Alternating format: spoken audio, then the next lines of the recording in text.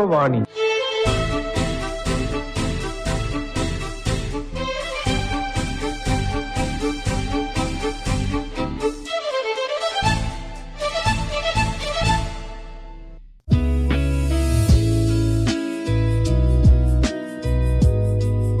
വിഷമമല്ല വിദേശ പഠനം.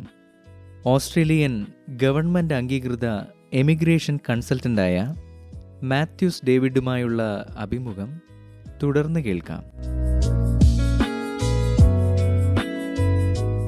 കൂടുതൽ എക്സ്പോഷർ കിട്ടുക എന്ന് പറയുമ്പോൾ നമുക്കും ഇൻ്റർനാഷണലി പലയിടത്തു നിന്നുള്ള കുട്ടികൾ വരുമ്പോഴാണ് നമ്മളുടെയും ഒരു വീക്ഷണമൊക്കെ വലുതാകുന്നത്.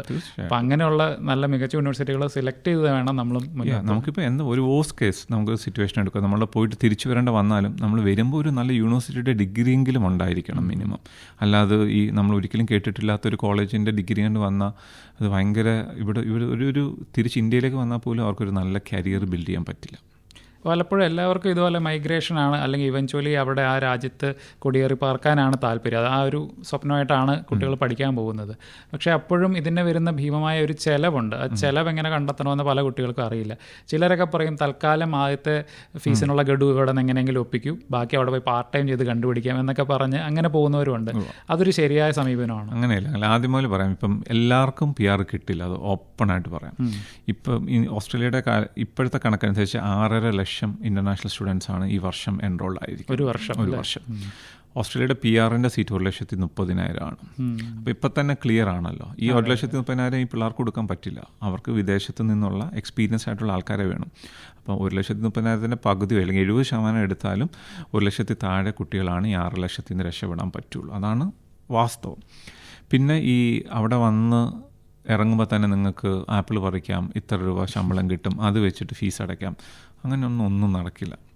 ആദ്യം ഇവരൊരു 1-2 മാസമെങ്കിലും എടുക്കും ഒരു സെറ്റിൽമെൻറ്റ്. കാരണം ഇവരൊരു ഓസ്ട്രേലിയൻ എക്സ്പോഷർ വരാൻ പലപ്പോഴും ലൈസൻസ് വേണ്ടതുണ്ട്, ചെറിയ കോഴ്സുകൾ ചെയ്യേണ്ടതുണ്ട്. ഈ പാർട്ട് ടൈമിൽ ഇവർക്ക് ജോലി 24 മണിക്കൂറാണ് ചെയ്യാൻ സാധിക്കുക. കോഴ്സ് ഉള്ള സമയത്ത് ഇൻ്റെ സെമസ്റ്ററിൻ്റെ ബ്രേക്കിൽ ഫുൾ ടൈം ജോലി ചെയ്യാൻ പറ്റും. 24 മണിക്കൂർ ഒരാഴ്ചയിൽ. അപ്പോൾ അത്രയും മണിക്കൂർ ജോലി ചെയ്താലും ഇവിടുത്തെ ഓസ്ട്രേലിയയുടെ വാടക വളരെ ഹൈ ആണ്. അവർ സ്റ്റാൻഡേർഡ് ഓഫ് ലിവിങ് പോലെ തന്നെ കോസ്റ്റ് ഓഫ് ലിവിങ് ഭയങ്കര ഹൈ ആണ്. ഫുഡ് നല്ല എക്സ്പെൻസീവ് ആണ്. അപ്പോൾ അത്തരം കാര്യങ്ങളൊക്കെ കൺസിഡർ ചെയ്ത് കഴിയുമ്പം ഇവർ എത്ര ഈ 24 മണിക്കൂർ ചെയ്യുന്ന പൈസ അവരുടെ അക്കോമഡേഷൻ്റെ റെൻ്റ് അടച്ച് ഫുഡ് കഴിച്ചാലായോ അത്രയായി. പിന്നെ എന്തെങ്കിലും നീക്കി വെക്കാനുണ്ടെങ്കിൽ ഈ സെമസ്റ്റർ ബ്രേക്കിനിടയിൽ ഇവർ ചെയ്യുന്ന എക്സസൈസ് ചെയ്യുന്ന ജോലികളിൽ നിന്ന് സമ്പാദിക്കുന്നതാണ് ഇവർ പലപ്പോഴും ഇതടയ്ക്കാൻ പാടുള്ളൂ. പക്ഷേ ടു മച്ച് ഓഫ് ജോലിക്ക് കോൺസെൻട്രേറ്റ് ചെയ്ത് കഴിഞ്ഞാൽ ചിലപ്പം ഒരു പേപ്പർ പോയാൽ പോലും അവർക്ക് അതിനേക്കാളുള്ള എക്സ്പെൻസസ് അത് എക്സ്റ്റെൻഡ് ചെയ്യാനും വിസയുടെ ഇത് ചെയ്യാനും പ്രയാസം വരും. അപ്പോൾ അതുകൊണ്ട് അവിടെ വന്നിട്ട് ജോലി ചെയ്ത് ഈ സെമസ്റ്റർ ഫ്രീ അടയ്ക്കാം എന്നുള്ള ഒരു തോട്ടൊക്കെ പൊതുവെ ഒരു തെറ്റായ ധാരണകളാണ്. അതുമാത്രമല്ല, ആളുകൾ പലപ്പോഴും അതിനെ ഇന്ത്യൻ രൂപയായിട്ട് കൺവേർട്ട് ചെയ്തിട്ടാണ് ആലോചിക്കുക. എനിക്ക് അവിടെ പോയി 1 മണിക്കൂർ ജോലി എടുക്കുമ്പോൾ 2,000-3,000 രൂപ കിട്ടുന്നു. 2,000-3,000 അല്ല, $24.something ഒരു മണിക്കൂറിൻ്റെ. ഇന്നത്തെ റുപ്പീസ് കാൽക്കുലേറ്റ് ചെയ്ത് കഴിഞ്ഞാൽ ഒരു 14,000 മുതൽ 15,000 രൂപ ഒരു മണിക്കൂർ നമുക്ക് ശമ്പളം അവിടെ ഒരു മണിക്കൂറിന് ശമ്പളം കിട്ടും. അപ്പോൾ അത് വെച്ചിട്ട് കാൽക്കുലേറ്റ് ചെയ്തിട്ട് ഇന്ത്യയിലെ ഇവിടുത്തെ ഒരു ജീവിത വേണ്ടി വരുന്ന ചിലവ് വെച്ചിട്ടായിരിക്കും നമ്മൾ കൈകാര്യം ചെയ്യുന്നത്. പക്ഷേ അവിടെ അതിനനുസരിച്ചിട്ട് കൊടുക്കേണ്ടിയും വരുന്നു. ഓരോ പല സേവനങ്ങൾക്ക് ഇത്ര കാശ് കൊടുക്കേണ്ടിയും വരുന്നു എന്ന് നമ്മൾ കൺസിഡർ ചെയ്തിട്ടുണ്ടാവില്ല. തീർച്ചയായിട്ടും. അപ്പോൾ ഈ ഒരു സങ്കല്പത്തിൽ പലപ്പോഴും ഇങ്ങനെ ഒരു രാജ്യത്തേക്ക് എത്തിപ്പെടുന്ന കുട്ടികൾ അതിൻ്റെ ഈ ഒരു വർണ്ണപ്പകിട്ടൊക്കെ മാറുന്ന ഒരു അവസ്ഥയിലെത്തുമ്പോഴായിരിക്കും അയ്യോ ഇത് നമ്മളെ കൊണ്ട് പറ്റുന്നില്ല എന്നൊക്കെ കണ്ടെത്തുന്നത്. അപ്പോൾ പലപ്പോഴും അത് കുട്ടികളിലേക്ക് ഒരു ഡിപ്രഷനൊക്കെ കാരണമാകാം, അല്ലെങ്കിൽ കോഴ്സിൽ അധികം പെർഫോം ചെയ്യാൻ പറ്റാതെ വരും. അപ്പോൾ ഇങ്ങനെ ഒരു അവസ്ഥയിൽ വന്ന ഒരാളോട് എന്താണ് ഒരു പറയാനുള്ളത്?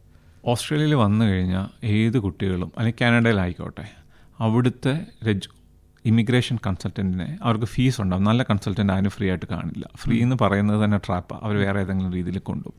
അപ്പോൾ പെയ്ഡ് ആയിട്ടുള്ള ഒരു കൺസൾട്ടേഷൻ നിങ്ങളുടെ ഏറ്റവും അടുത്തുള്ള ഫീഡ്ബാക്ക് കിട്ടിപ്പോയി സംസാരിക്കുക.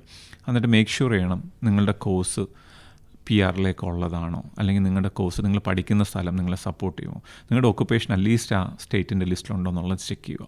നിങ്ങൾ എയർലി എടുത്തു കഴിഞ്ഞുള്ള ഗുണം അങ്ങനെയൊന്നും ഇല്ലെങ്കിൽ ഒരു 6 മാസം കഴിയുമ്പോൾ നിങ്ങളെ അതേ സ്റ്റേറ്റിൽ നിന്ന് വേറൊരു സ്റ്റേറ്റിലേക്ക് കൊണ്ടുപോകാനോ അല്ലെങ്കിൽ വേറൊരു കോഴ്സിലേക്ക് മാറ്റാനോ അവർക്ക് സാധിക്കും. ആദ്യം തന്നെ അങ്ങനെ ചെയ്യുവാണെങ്കിൽ നിങ്ങൾ ഒരുമാതിരിപ്പെട്ട വലിയൊരു ട്രാപ്പിൽ നിന്ന് രക്ഷപ്പെടും. നമ്മുടെ കുട്ടികൾ പലപ്പോഴും സംഭവിക്കുന്നത് ഏറ്റവും അവസാനമാണ് പഠിച്ചു കഴിഞ്ഞിട്ടാണ് PR-നെ പറ്റി ആലോചിക്കുന്നത്. പഠിച്ചു കഴിയുമ്പോഴത്തേന് ആ കോഴ്സ് ലിസ്റ്റിൽ പോലും ഉണ്ടാകുന്ന കോഴ്സ് ആയിരിക്കത്തില്ല, മൈഗ്രേഷൻ്റെ ലിസ്റ്റിൽ. ആ സ്റ്റേറ്റിൽ ഒരിക്കലും അവർ ഇൻവൈറ്റ് ചെയ്യാത്ത ഒക്കുപേഷൻ ആയിരിക്കും. അപ്പോൾ അങ്ങനെ വലിയൊരു ട്രാപ്പ് കുട്ടികൾക്കിടയിൽ സാധിക്കപ്പെടാറുണ്ട്. അപ്പോൾ അവരോട് ആദ്യവും അവസാനമായിട്ട് ഒറ്റ അഡ്വൈസേ ഉള്ളൂ, നല്ല ഒരു ഇമിഗ്രേഷൻ രജിസ്റ്റേർഡ് പ്രാക്ടീഷണറിനെ ഓസ്ട്രേലിയയിലാണെങ്കിലും കാനഡയിലാണെങ്കിലും നിങ്ങൾ കൃത്യമായി കാണണം. അവരൊരു ഗൈഡൻസ് നിങ്ങൾക്ക് കിട്ടണം. ആ ഒരു ഗൈഡൻസ് ഉണ്ടെങ്കിൽ തന്നെ നിങ്ങളുടെ ട്രാവൽ ഓൾമോസ്റ്റ് സ്മൂത്തായി മാറും. ഇപ്പം നേരത്തെ പറഞ്ഞല്ലോ ലിസ്റ്റിൻ്റെ കാര്യം പറഞ്ഞല്ലോ, ഓരോ സ്റ്റേറ്റിനും ഓരോ ലിസ്റ്റ് ഉണ്ട്, ഒക്യുപ്പേഷൻ ലിസ്റ്റ് ഉണ്ടെന്ന്. അപ്പോൾ ഓരോ രാജ്യത്തിനും അവിടെ ആവശ്യമുള്ള എന്തൊക്കെ തൊഴിലിലാണ് ആളുകൾ കുറവുള്ളത്, അവിടെ ആരെയൊക്കെയാണ് പുറം രാജ്യങ്ങളിൽ നിന്ന് ഇൻവൈറ്റ് ചെയ്യുന്നത് എന്നതിനെയൊക്കെ സൂചിപ്പിക്കുന്ന ഒരു ലിസ്റ്റാണ്. അപ്പോൾ ഒരു പഠനം പ്ലാൻ ചെയ്യുമ്പോൾ ഈ ലിസ്റ്റുകൾ നോക്കുക, അതിനനുസരിച്ചിട്ട് പഠനം ക്രമീകരിക്കുക എന്നൊക്കെയുള്ളതൊരു പ്ലാനിങ്ങിൻ്റെ ഭാഗമാണ്. അപ്പോൾ എങ്ങനെയാണ് അതിൻ്റെയൊക്കെ ഒരു കാര്യം വർക്ക് ചെയ്യുന്നത്? നമ്മൾ ആദ്യമായി നമ്മളുടെ ഏജൻസി വരുന്നതോട് നമ്മൾ 2 കാര്യങ്ങൾ ചോദിക്കും. നിങ്ങൾക്ക് PR വേണ്ടിയാണോ പഠിക്കാൻ പോകുന്നത്, അതോ ജസ്റ്റ് പഠിച്ചിട്ട് പോയിട്ട് തിരിച്ചു വരാനാണ്? 2 രീതിയിലുള്ള കുട്ടികളുമുണ്ട്. എസ്പെഷ്യലി ദുബായ് പോലുള്ള മിഡിൽ ഈസ്റ്റിൽ നിന്നൊക്കെ അവരുടെ പേരൻസിൻ്റെ ബിസിനസ് നോക്കാനുമൊക്കെ അങ്ങനെ ഒരു ഹൈ എഡ്യൂക്കേഷന് വേണ്ടി മാത്രം ഇടുന്ന കുട്ടികളുണ്ട്. അതേസമയം PR മോഹങ്ങളുമായിട്ട് വരുന്ന കുട്ടികളുണ്ട്. അപ്പോൾ അതിനെ ബേസ് ചെയ്തിട്ടാണ് നമ്മൾ കോഴ്സ് സെലക്ട് ചെയ്യുന്നത്. ഇപ്പം പലപ്പോഴും എല്ലാവരും ചോദിച്ചു വരുന്നതാണ് നേഴ്സായ PR ആവും എന്നൊരു ധാരണ എല്ലാവരിലും ഉണ്ട്. അത് ഒരു പരിധിവരെ ശരിയുമാണ്, ഏറ്റവും കൂടുതൽ ഷോർട്ടേജ് ഉള്ളതാണ്. അപ്പോൾ പലപ്പോഴും ഈ കുട്ടികൾ വരുമ്പോൾ നമ്മൾ അവരോട് ചോദിക്കും, നിങ്ങൾക്ക് ഇഷ്ടപ്പെട്ടിട്ടാണോ ഈ കോഴ്സ് എടുക്കുന്നത്? അപ്പോൾ പറയാം അല്ല, വീട്ടിൽ നിന്നുള്ള പ്രഷറാണ്, നഴ്സിംഗ് എടുത്തില്ലെങ്കിൽ രക്ഷപ്പെടത്തില്ല. ഓസ്ട്രേലിയയിൽ വിളിക്കുമ്പോഴും എല്ലാവരും അതാണ് പറയുന്നത്. അപ്പോൾ ഇങ്ങനെ വന്ന കുട്ടികളുണ്ട്, എന്നിട്ട് അവർ നഴ്സിംഗിൽ പെർഫോം ചെയ്യാതെ ഫെയിലായ കുട്ടികളുണ്ട്.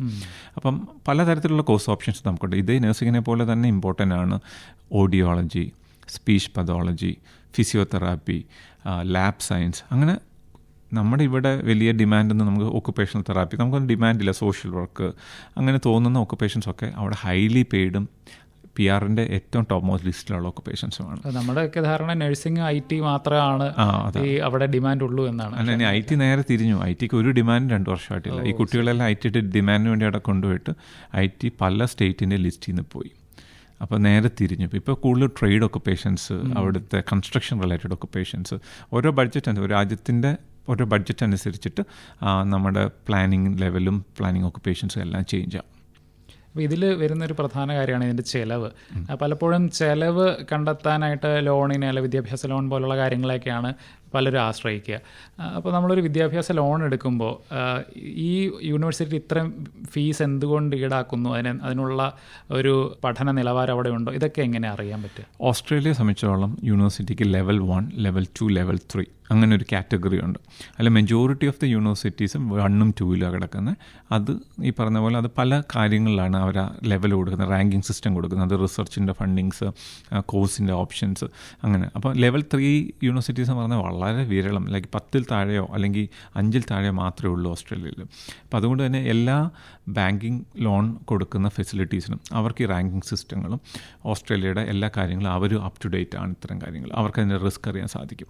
അപ്പോൾ ഇന്ത്യയുടെ ലെവലും ലെവൽ 3 ആണ്. ഏറ്റവും റിസ്ക് ഉള്ള രാജ്യങ്ങളിലേക്ക് ഇന്ത്യ പെടുത്തിയിരിക്കുന്നത്. കാരണം അൺഫോർച്ചുനേറ്റ്ലി നമുക്ക് നോർത്ത് ഈസ്റ്റിൽ നിന്നുള്ള കുറേ ഫ്രോഡിൽ ഡോക്യുമെൻറ്റ്, ഇപ്പോൾ ഈയിടെയായിട്ട് കൊച്ചിയിൽ നിന്ന് പിടിച്ച ഫ്രോഡിൽ ഡോക്യുമെൻറ്റ്സ്, അങ്ങനെ പല കാര്യങ്ങൾ അവർക്ക് ഈ ലിസ്റ്റ് പെടുത്താൻ അങ്ങനെ ലിസ്റ്റ് ചെയ്യാൻ സാധിക്കും. അപ്പോൾ 3ാമത്തെ രാജ്യങ്ങളിൽ നിന്ന് അല്ലെങ്കിൽ ലെവൽ 3 രാജ്യമാണ് നമ്മുടേത്. അങ്ങനെയുള്ള രാജ്യങ്ങളിൽ നിന്ന് നമ്മൾ അപ്ലൈ ചെയ്യുമ്പോൾ ഏറ്റവും നല്ല യൂണിവേഴ്സിറ്റി അപ്ലൈ ചെയ്യുന്നതാണ് പൊതുവെ നല്ലത് എന്ന് വിലയിരുത്തപ്പെടും. എന്നിരുന്നാലും ലെവൽ 1 ആൻഡ് ലെവൽ 2 യൂണിവേഴ്സിറ്റീസ് വലിയ കുഴപ്പമില്ല. അത് സൗത്ത് ഇന്ത്യൻ സ്റ്റുഡൻസിന് അതിൻ്റെ വിസ ഗ്രാൻറ്റും കാര്യങ്ങളും കൃത്യമായിട്ട് കിട്ടാറുണ്ട്. അതുപോലെ തന്നെയാണ് ഈ യൂണിവേഴ്സിറ്റി റാങ്കിങ് എന്ന് പറയുന്ന ഒരു സംഗതി. അത് നമുക്ക് അത്ര പരിചയമല്ലാത്തൊരു കാര്യമാണ് ഇവിടെ. നമ്മളൊക്കെ നമ്മുടെ വീട്ടിൽ നിന്ന് എങ്ങനെ പോയി വരാം, ഏറ്റവും അടുത്തുള്ള യൂണിവേഴ്സിറ്റി അല്ലെങ്കിൽ കോളേജാണ് നമ്മളവിടെ നോക്കുകയുള്ളൂ. പക്ഷേ ഈ യൂണിവേഴ്സിറ്റി റാങ്കിങ്, ഇപ്പോൾ QS റാങ്കിങ്, ടൈംസ് റാങ്കിങ് ഒക്കെ ഉണ്ടല്ലോ, അതെങ്ങനെയാണ് അത് റീഡ് ചെയ്യേണ്ടത്? സോ ഓസ്ട്രേലിയക്കുള്ളിൽ ഓസ്ട്രേലിയയുടെ ഈ അവൈലബിൾ യൂണിവേഴ്സിറ്റീസിൻ്റെ റാങ്കിങ് ഇടും. അതേപോലെ തന്നെ വേൾഡ് ടോപ്പ് യൂണിവേഴ്സിറ്റീസിൽ ആദ്യത്തെ 100ൽ ഓസ്ട്രേലിയൻ യൂണിവേഴ്സിറ്റീസ് എപ്പോഴും 1ഉം 2ഉം പെടാറുണ്ട്. അപ്പോൾ അതിൽ 2-3 രീതിയിൽ ആൾക്കാർ ഇങ്ങനെ സെലക്ട് ചെയ്യാറുണ്ട്. ഇപ്പോൾ ഓസ്ട്രേലിയയിൽ എവിടെയെങ്കിലും പഠിച്ചാൽ മതിയെങ്കിൽ യൂണിവേഴ്സിറ്റിയുടെ റാങ്കിങ് നോക്കിയിട്ട് തന്നെ പോകും. ഓസ്ട്രേലിയക്കുള്ളിൽ വേൾഡ് റാങ്കിങ് ഉള്ള യൂണിവേഴ്സിറ്റീസിൽ പഠിക്കണമെന്നുണ്ടെങ്കിൽ ആ യൂണിവേഴ്സിറ്റിയിലേക്ക് പ്രത്യേകം വരും. പിന്നെ നമ്മുടെ കുട്ടികൾ കൂടുതലായിട്ട് കോഴ്സ് ഓറിയൻറ്റഡ് ആണ്, മോർ ദാൻ റാങ്കിങ്. ആ പർട്ടിക്കുലർ കോഴ്സ് എവിടെയെങ്കിലും ഉണ്ട്. അങ്ങനെ AI ഡ്രിവൺ ആയിട്ടുള്ള IT കോഴ്സുകൾ ഇപ്പം ഒരു ഹോട്ട് ടോപ്പിക്കാണ്. അപ്പോൾ ആ സ്പെസിഫിക് ആയിട്ടുള്ള കോഴ്സസ് ഉള്ള സ്ഥലങ്ങളുണ്ട്. പിന്നെ അക്രഡിറ്റഡ് കോഴ്സസ് ചെക്ക് ചെയ്യും. ഇപ്പോൾ ഓസ്ട്രേലിയയുടെ എല്ലാ കോഴ്സസും അക്രഡിറ്റഡ് ആണോ എന്ന് ചോദിച്ചാൽ അക്രഡിറ്റഡ് അല്ല. അതായത് അക്രഡിറ്റേഷൻ എന്ന് പറയുമ്പോൾ യൂണിവേഴ്സിറ്റി അക്രഡിറ്റേഷൻ അല്ല, ആ പ്രൊഫഷണൽ ബോഡി എന്ന് പറയുന്ന ബോഡിയുണ്ട് ഓസ്ട്രേലിയയുടെ. ആ പ്രൊഫഷണൽ ബോഡി അംഗീകരിച്ച അക്രഡിറ്റഡ് കോഴ്സസ്. പല എഞ്ചിനീയറിംഗ് കോളേജസിൻ്റെ കോഴ്സസും ഓസ്ട്രേലിയൻ എഞ്ചിനീയറിംഗ് ഓസ്ട്രേലിയ അക്രഡിറ്റഡ് ആയിരിക്കില്ല. RMIT പോലുള്ള യൂണിവേഴ്സിറ്റികളുണ്ട്, അത് വലിയ യൂണിവേഴ്സിറ്റിയാണ്, പക്ഷേ അവിടെ ചില കോഴ്സുകൾ അക്രഡിറ്റഡ് അല്ല. അപ്പോൾ ഇത്തരം കാര്യങ്ങളൊന്നും ചെക്ക് ചെയ്യാൻ അൺഫോർച്ചുനേറ്റ്ലി നമ്മുടെ ലോക്കൽ ഏജൻസിന് അങ്ങനെയുള്ള അറിവുകളോ ധാരണകളോ ഒന്നുമില്ല.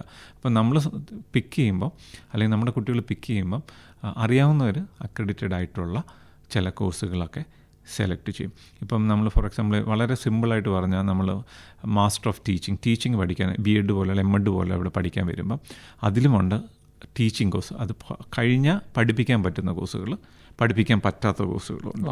അങ്ങനെയുണ്ട്. അതായത് പ്രാക്ടിക്കൽ ഇല്ലെങ്കിൽ അതിൻ്റെ അത് പഠിപ്പിക്കാൻ പറ്റില്ല. അപ്പോൾ ഇത് ഇവിടെ നോക്കുമ്പോൾ നമുക്ക് വ്യത്യാസങ്ങളൊന്നും വലുതായിട്ട് മനസ്സിലാവില്ല. അതുപോലെ തന്നെ മാസ്റ്റർ ഓഫ് നഴ്സിംഗ് ഉണ്ട്. അത് ഇവിടെ നോൺ നഴ്സിംഗ് അല്ലാത്തവർക്കും പോകാൻ പറ്റും. അപ്പോൾ അതിൽ ചില കോഴ്സുകൾ മാത്രമാണ് അക്രഡിറ്റഡ്. അത് കഴിഞ്ഞാലാണ് നഴ്സായിട്ട് രജിസ്ട്രേഷൻ കിട്ടൂ, ചിലത് കിട്ടില്ല. അങ്ങനെ കുറേ കാര്യങ്ങൾ, ഇത്തരം കാര്യങ്ങൾ ശ്രദ്ധിക്കാനുണ്ട്. അപ്പോൾ ഇവിടെ നിന്ന് പോകുമ്പോൾ പലപ്പോഴും അൺഫോർച്ചുനേറ്റ്ലി ഇത്തരം ഒരു ഇൻഫർമേഷൻ കൊടുക്കാൻ ഇവിടെ ട്രെയിൻഡ് ആയിട്ടുള്ള സ്റ്റാഫിനോ അങ്ങനെയുള്ള കാര്യങ്ങൾക്കോ സാധിക്കാറില്ല. പിന്നെ അവരെയും കുറ്റം പറഞ്ഞിട്ട് കാര്യമില്ല. അവരെ സംബന്ധിച്ചോളം സെല്ലിംഗ് ദ കോഴ്സ്, അതാണ് യൂണിവേഴ്സിറ്റി അവരെ ഏൽപ്പിച്ച പണി. മൈഗ്രേഷൻ പ്രൊഫഷണൽസിൻ്റെ അടുത്ത് മാത്രം ചോദിച്ചാലാണ് ഇത്തരം കാര്യങ്ങൾ അറിവുള്ളൂ. പലപ്പോഴും നമ്മളിതൊന്നും അറിയാതെയാണ് നമ്മൾ സ്വപ്നം കണ്ട് നേടിയെടുത്തു എന്ന് വിശ്വസിച്ച് വേറൊരു രാജ്യത്തേക്ക് പോകുന്നത്. അവിടെ എത്തിക്കഴിഞ്ഞിട്ടായിരിക്കും ഇങ്ങനെ പല കാര്യങ്ങളും അതിനു മുമ്പേ പരിഗണിക്കണമായിരുന്നു എന്നൊക്കെ ആലോചിച്ച് വരുന്നത്. അപ്പോൾ ഇങ്ങനെ ഇപ്പോൾ കോഴ്സ് കഴിഞ്ഞ് നിൽക്കുന്ന, അല്ലെങ്കിൽ ഇങ്ങനെ ഒരു വിദേശ പഠനം സ്വപ്നം കാണുന്ന ഒരു കുട്ടിയോട് എന്താണ് പറയാനുള്ളത്? നിങ്ങളുടെ കൂടെ പഠിക്കുന്ന കുട്ടികൾ ഓസ്ട്രേലിയയിൽ പോയി എന്നുള്ളത് കൊണ്ട് മാത്രം ഓസ്ട്രേലിയയിൽ വരരുത്. നിങ്ങളുടെ ഓസ്ട്രേലിയ തന്നെയാണോ നിങ്ങളുടെ ഡെസ്റ്റിനേഷൻ എന്നത് നിങ്ങൾ കൃത്യമായി റിസർച്ച് ചെയ്യണം. എല്ലാവരും ഇൻ്റർനെറ്റ് നന്നായി യൂസ് ചെയ്യുന്ന കുട്ടികളാണ്. കുറച്ച് നേരം കൃത്യമായിട്ട് യൂസ് ചെയ്ത് കഴിഞ്ഞാൽ നിങ്ങളുടെ കോഴ്സിന് ആ രാജ്യത്ത് സ്കോപ്പ് ഉണ്ടോ, അല്ലെങ്കിൽ അതല്ല വേറെ രാജ്യത്താണെങ്കിൽ അവിടെ പോയി കഴിഞ്ഞാൽ ഏത് യൂണിവേഴ്സിറ്റി സെലക്ട് ചെയ്യണം, ഇങ്ങനെയുള്ള ബേസിക് ആയിട്ടുള്ള റിസർച്ച് കുട്ടികൾക്ക് തന്നെ തരും. ചില കുട്ടികളൊക്കെ നമ്മുടെ അടുത്തേക്ക് വരുമ്പോഴത്തേന് അവർ ഒരു ഷോർട്ട് ലിസ്റ്റ് ചെയ്തിട്ടാണ് വരുന്നത്. 7 യൂണിവേഴ്സിറ്റി ഇന്ന കോഴ്സുകൾ, ഇതിലേതാണ് ബെസ്റ്റ്, അങ്ങനെ വരുന്ന കുട്ടികളുണ്ട്. ചിലർക്ക് യാതൊരു ഐഡിയ ഇല്ലാതെ വരുന്ന കുട്ടികളുണ്ട്. അപ്പം ഈ കുട്ടികളെ സംബന്ധിച്ചിടത്തോളം കൃത്യമായ റിസർച്ച് അവർ ചെയ്യണം. കാരണം ഇപ്പോഴത്തെ കുട്ടികൾ കുറച്ചുകൂടെ അഡ്വാൻസ്ഡ് ആണ്, അവർക്ക് ക്ലിയർ ആണ് പലപ്പോഴും എന്താണ് ചെയ്യേണ്ടതെന്നുള്ളത്. അതേസമയം അതിൻ്റെ നേരെ ഓപ്പോസിറ്റ് ഉള്ളവർ ഞാൻ മുമ്പേ പറഞ്ഞവരുമുണ്ട്. അപ്പോൾ ആ ഒരു ഇത് ക്ലിയറായിട്ട് ചെയ്യുകയും പിന്നെ ഫിനാൻസ് മീറ്റ് ചെയ്യാൻ പറ്റുമെന്നുള്ളത് നോക്കണം. ഓസ്ട്രേലിയയെ സംബന്ധിച്ചിടത്തോളം പേരൻസൊക്കെ ITR കൃത്യമായിട്ട് ഫയൽ ചെയ്യണം. 13 ലക്ഷമൊക്കെ ഇപ്പോഴത്തെ രീതിയിൽ ഒരു വർഷത്തെ ITR ഫയലിംഗ് വേണം. ഇൻകം ടാക്സ് റിട്ടേൺസ് കൃത്യമായിട്ടുണ്ടാകണം. ഇല്ലാതെ ആരെങ്കിലും ITR ഇല്ലാതെ ഓസ്ട്രേലിയക്ക് കൊണ്ടുവന്നൊക്കെ പറഞ്ഞാൽ വെറുതെ അവർ പൈസ നഷ്ടപ്പെടുക തന്നെയുള്ളൂ. ഒരു യൂണിവേഴ്സിറ്റി അക്സെപ്റ്റ് ചെയ്യത്തില്ല. അപ്പോൾ ഫിനാൻസ്, ലോൺസ്, ITRs അങ്ങനെയുള്ള എല്ലാ കാര്യങ്ങളും 1 വർഷം മുമ്പ് തന്നെ പ്രിപ്പയർ ചെയ്ത് തുടങ്ങണം. ഈ ITR 1-2 വർഷത്തെ വേണം. അപ്പം നമ്മൾ നോർമൽ കൗൺസിൽ ചെയ്യുമ്പോൾ കുട്ടികളോട് 10ാം ക്ലാസ്സിൽ തന്നെ നമ്മൾ ഈ പ്രോഗ്രാംസ് സ്റ്റാർട്ട് ചെയ്യും. അപ്പം 10ൽ തുടങ്ങിയാലാണ് ഇപ്പോൾ കുട്ടികൾക്ക് സയൻസ് വേണോ കൊമേഴ്സ് വേണോ എന്നുള്ള കാര്യങ്ങൾ, അപ്പോൾ ഏത് രീതിയിലേക്ക് IT ആണെങ്കിൽ ഇത് വേണം, അങ്ങനെ കുറേ കാര്യങ്ങൾ നമുക്ക് പരിഗണിക്കേണ്ടതുണ്ട്. അപ്പോൾ 2 വർഷത്തെ പ്രിപ്പറേഷൻ മിനിമം വേണം ഒരു വിദേശ രാജ്യത്ത്. അതൊരു ചെറിയ ചിലവല്ലല്ലോ. 50 മുതൽ 70 ലക്ഷം രൂപ വരെ മിനിമം കോഴ്സ് ഫീ മാത്രമാവും, യൂണിവേഴ്സിറ്റി ഫീസ് മാത്രമാവുന്ന രാജ്യമാണത്. അപ്പോൾ അതുകൊണ്ട് വളരെ സ്ട്രക്ചേർഡായിട്ട് ചിന്തിച്ച് റിസർച്ച് ചെയ്ത് നേരത്തെ തന്നെ ഇതിൻ്റെ കാര്യങ്ങൾ നടക്കുമോ എന്നുള്ള കാര്യങ്ങൾ ചെയ്യണം. പിന്നെ നമ്മുടെ വീടിനടുത്തുള്ള ആരെങ്കിലുമൊക്കെ ഓസ്ട്രേലിയയിലുണ്ടെന്ന് അപ്പം നമ്മൾ മടിക്കരുത്. നമ്മുടെ കുട്ടികൾ ഇപ്പോൾ നമുക്ക് അൺഫോർച്ചുനേറ്റ്ലി കേരളത്തിൽ നമ്മൾ വിസ ഗ്രാൻഡ് ആവുന്നിടം വരെ ആരോടും പറയില്ല. പറഞ്ഞു കഴിഞ്ഞാൽ ഇവർക്ക് വിസ ഗ്രാൻഡ് ആവില്ലല്ലോ എന്നൊരു പേടി അവർക്കുണ്ട്. കാരണം ഇവർ കണ്ണിട്ടാലോ ഇവർ അല്ലെങ്കിൽ അങ്ങനെ എന്തെങ്കിലുമൊക്കെ പ്രാക്ടീസ് ചെയ്താൽ നമ്മുടെ കുട്ടികൾക്ക് വിസ കിട്ടില്ല എന്ന് പറഞ്ഞിട്ട് ആരോടും പറയില്ല. അപ്പോൾ അതൊരു വളരെ എന്താ പറയുന്നത് നെഗറ്റീവായിട്ട് കുട്ടികളെ ബാധിക്കും. ഇതിന് മുമ്പ് തന്നെ കുട്ടികളോട് സംസാരിച്ചിരിക്കണം. അവിടെ പോയവരുടെ അടുത്ത് എല്ലാ യൂണിവേഴ്സിറ്റീസിലും വളരെയധികം മലയാളി സ്റ്റുഡൻസ് ഉണ്ട്. മലയാളി സ്റ്റുഡൻറ്റ് യൂണിയൻ ഓൾമോസ്റ്റ് എല്ലാ ഇതിലുണ്ട്. പൊളിറ്റിക്കൽ അല്ല, സ്റ്റുഡൻറ്റ് യൂണിയൻ അവിടെ ഉണ്ട്. അവരോട് കണക്ട് ചെയ്ത് അവർ പറയും മക്കളെ ഇതിന് കയറി വരല്ലേ അല്ലെങ്കിൽ ഇതിന് പോരെ എന്ന് അങ്ങനെ കൃത്യമായിട്ട് അവർ പറഞ്ഞു കൊടുക്കാൻ പറ്റുന്നവരുണ്ട്. അപ്പോൾ പോകുന്നതിൻ്റെ 1 വർഷം മുമ്പെങ്കിലും ഇത്തരം ഒരു കോൺടാക്ട്സ് മേക്ക് ചെയ്യുക. അവർ പോകുന്ന കോഴ്സ് സേഫാണോ, പോകുന്ന കോഴ്സിന് PR ഉണ്ടെന്നുള്ള കാര്യങ്ങൾ മൈഗ്രേഷൻ കൺസൾട്ടൻസുമായിട്ട് ഒന്ന് റിസർച്ച് ചെയ്ത് കഴിഞ്ഞാൽ ഈ പോകുന്ന യാത്ര കുറേ ഫാസ്റ്റായിട്ട് വരും. ചിലപ്പോൾ ഇതിനെക്കുറിച്ച് കുട്ടികൾക്ക് ചിലപ്പോൾ സംശയം എന്തെങ്കിലും ഉണ്ടാവും. അപ്പോൾ അതൊന്ന് താങ്കളോടൊന്ന് കൺസൾട്ട് ചെയ്യാനായിട്ട് താങ്കളുടെ ഫോൺ നമ്പറോ ഇമെയിൽ ഐഡിയോ എന്തെങ്കിലും ഉണ്ടോ ഒന്ന് ഷെയർ ചെയ്യാമോ? തീർച്ചയായും. നിങ്ങൾക്ക് നമ്മളെ കണക്ട് ചെയ്യാൻ വേണ്ടി 790-771-7183 എന്നുള്ള നമ്പറിൽ നിങ്ങൾക്ക് കോൺടാക്ട് ചെയ്യാം. 790-771-7183 അല്ലെങ്കിൽ info@asset education എന്നുള്ള ഇമെയിലും നമ്മളെ കണക്ട് ചെയ്യാൻ പറ്റും. അപ്പോൾ നല്ലവണ്ണം ഗ്രഹപാഠം ചെയ്യേണ്ട ഒരു കാര്യമാണ് ഈ വിദേശ പഠനം എന്ന് പറയുന്നത്. അത് കേവലം ഒരു പെട്ടെന്നുണ്ടായ തീരുമാനത്തിന് പുറത്ത് റിസൾട്ട് വന്ന് 2 മാസം കഴിഞ്ഞ് ഞാൻ പോകുന്നു എന്ന് പറഞ്ഞ് ഒരു സ്റ്റാറ്റസ് ഇടാൻ വേണ്ടി മാത്രമുള്ള ഒരു തീരുമാനമാകരുത്. കാരണം ഭാവിയിലേക്കൊക്കെ തുടർന്ന് അങ്ങോട്ടുള്ള ജീവിതത്തിലേക്ക് ബാധിക്കുന്ന ഒരു വലിയൊരു തീരുമാനം തന്നെയാണ്. അപ്പോൾ അതിന് കൃത്യമായ മാർഗനിർദ്ദേശങ്ങളോടുകൂടി വളരെ സീരിയസ് ആയി ഇത് ഏറ്റെടുത്ത് നടത്തുന്ന എഡ്യൂക്കേഷൻ കൺസൾട്ടൻറ്റുമാരെ പറ്റുമെങ്കിൽ അവരെയും കൺസൾട്ട് ചെയ്ത് അങ്ങനെ വേണം ചെയ്യാൻ. കാരണം നമ്മുടെ ഭാവിയാണ്, നമ്മുടെ കുട്ടികളുടെ ഭാവിയാണ്. അതിനെ വളരെ ലളിതമായി കാണരുത്, അതിനെ ഗൗരവം കുറച്ച് കാണരുത്. നമ്മളോട് ഇതിനെക്കുറിച്ച് ഓസ്ട്രേലിയൻ മൈഗ്രേഷൻ അല്ലെങ്കിൽ വിദേശ പഠനത്തിൻ്റെ ഒത്തിരി കാര്യങ്ങളെക്കുറിച്ച്, അതിൻ്റെ പല വശങ്ങളെക്കുറിച്ച് വിശദമായി തന്നെ സംസാരിച്ചത് മിസ്റ്റർ മാത്യൂസ് ഡേവിഡാണ്. ഇദ്ദേഹം ഏതാണ്ട് ഒരു 10 വർഷക്കാലമായി മൈഗ്രേഷൻ മേഖലയിൽ ജോലി ചെയ്യുന്ന ഒരാളാണ്. ഒത്തിരി നന്ദി മാത്യൂസ് സംസാരിച്ചതിന്. സന്തോഷം.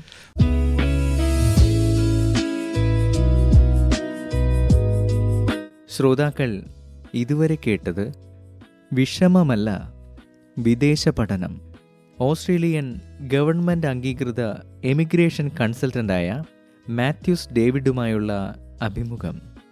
നിർവഹണം റിയ, സഹകരണം അരുൺ സി പ്രകാശ്.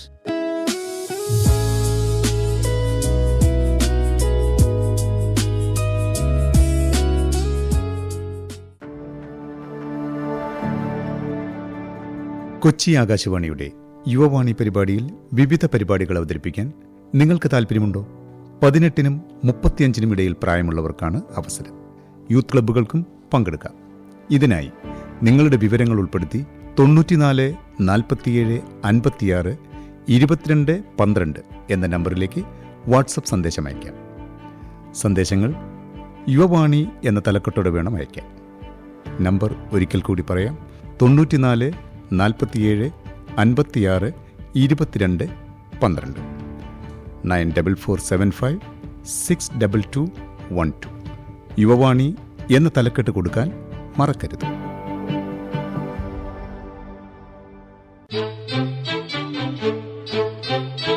യുവവാണി സമാപിക്കുന്നു.